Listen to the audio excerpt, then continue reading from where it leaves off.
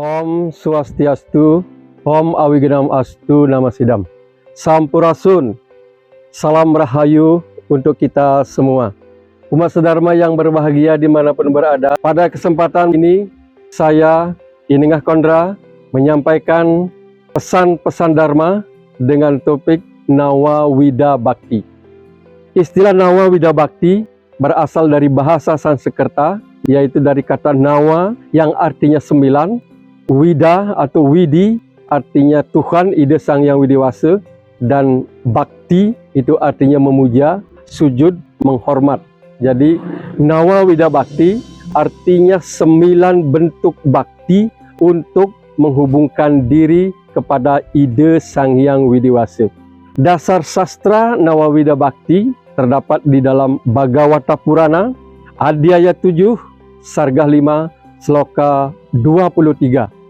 Srawanam Kirtanam Wisnu, Semaranam Padasewanam, Arcanam Wandanam Dasyam, Sakyam Atmani Wedanam.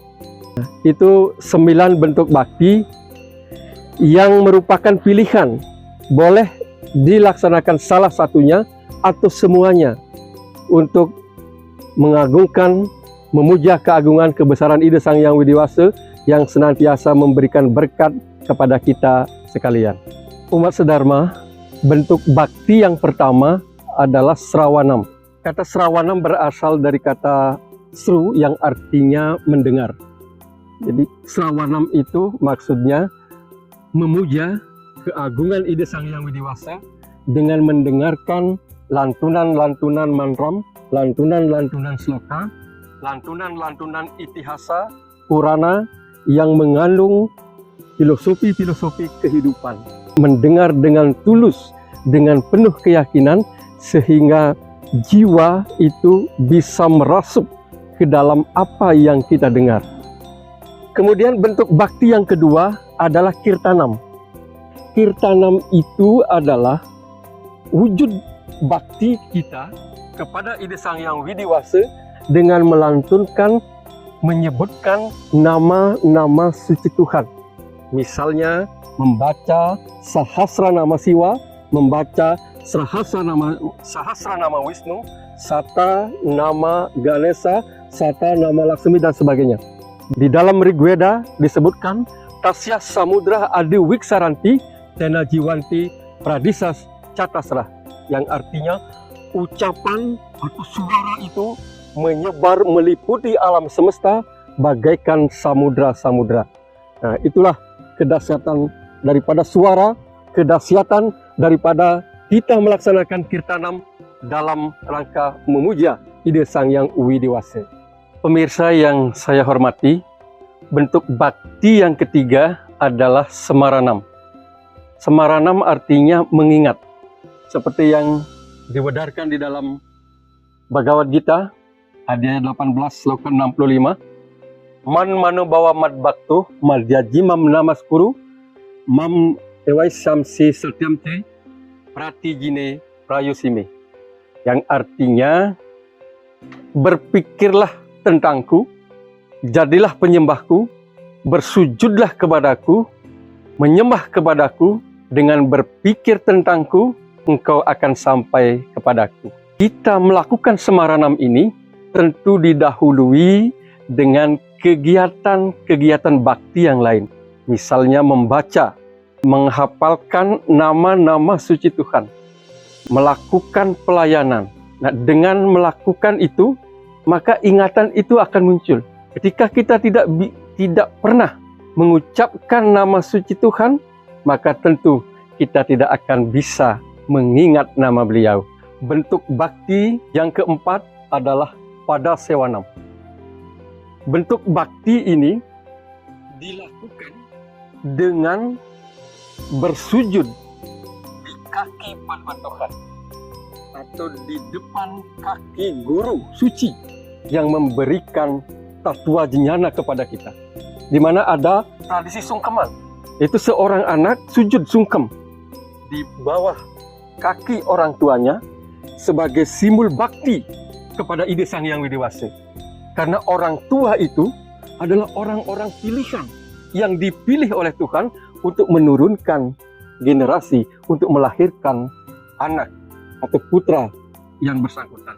Bentuk bakti yang kelima adalah arcanam. Arcanam ini artinya memuja Tuhan melalui media arca. Ini konsep pemujaan Tuhan dalam Sagunam Brahman.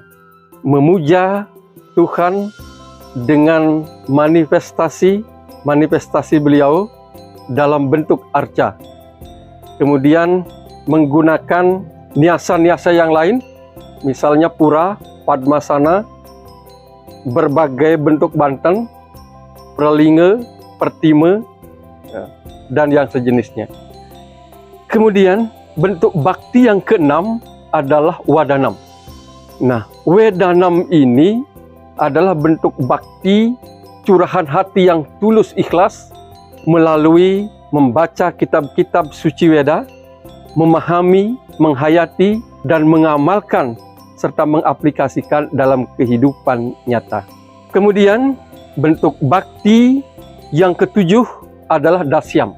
Dasyam itu artinya pelayanan. Jadi memuja Tuhan dengan melayani beliau.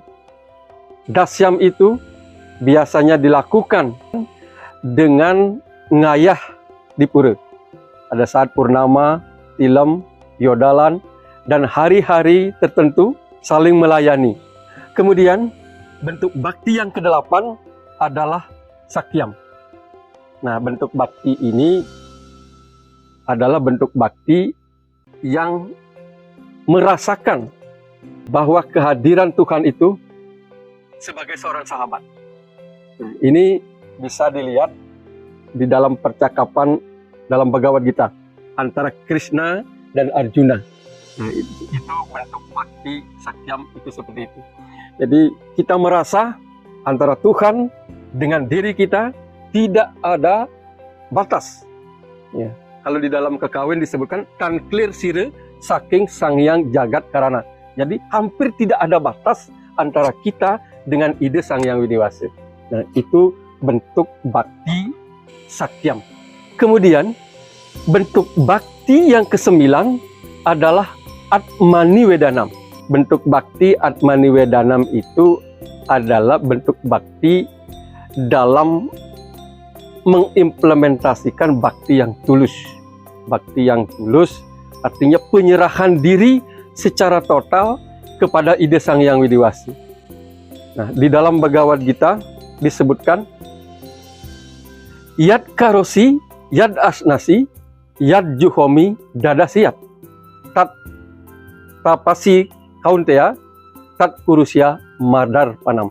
Jadi, apapun yang engkau kerjakan, apapun yang engkau makan, disiplin diri apapun yang engkau lakukan, maka laksanakanlah itu sebagai bakti kepadaku. Nah, itu bentuk pelaksanaan dari Atmani Wedanam. Umat sedharma yang berbahagia, dalam melaksanakan Nawa Wida Bakti, yang terpenting adalah rasa bakti, rasa keseriusan, rasa cinta kasih yang kita persembahkan kepada Ide Sangyang Widiwasa, Tuhan Yang Maha Esa, dengan dedikasi yang tinggi. Nah, dengan rasa sujud bakti, cinta kasih kepada Ide Sangyang Widiwasa, maka beliau akan senantiasa hadir di dalam diri kita dalam bentuk kebahagiaan, kedamaian, dan ketentraman batin. Umat sedharma, demikian yang bisa saya sampaikan pada kesempatan yang berbahagia ini. Semoga bermanfaat sebagai renungan kita semua untuk bisa meningkatkan kualitas diri secara spiritual, secara lahir dan batin, jagadita dan rohani. Demikian saya akhiri dengan Parama Santi. Om Santi Santi Santi Om.